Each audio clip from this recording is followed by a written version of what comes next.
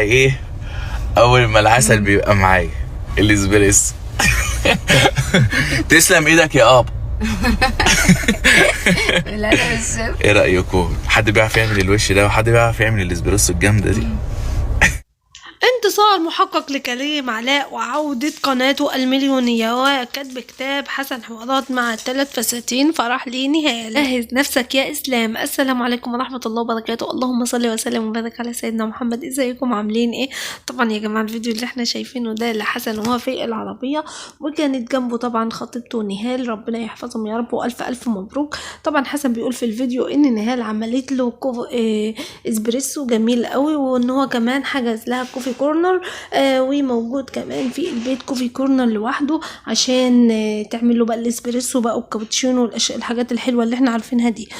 وكمان عمل منشن لاسلام سعد اللي هو طبعا غني عن التعريف وقال له جهز نفسك يا اسلام عشان احنا هنجيب فساتين كتير جدا. طبعا الفساتين معروفه طبعا الحاجه سعديه ونهال كمان ونيره وولاد محمود، طبعا ده 4 بنات ما شاء الله ربنا يحفظهم يا رب، وكمان ريماس العسل دي، وكمان العروسه مش هننساها لان هي هتجيب كذا فستان فرح.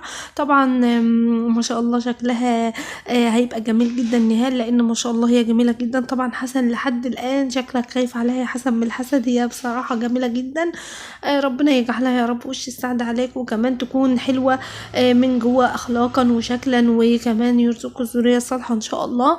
حسن معروف بخفه دمه ودايما بيقعد يهزر ويضحك.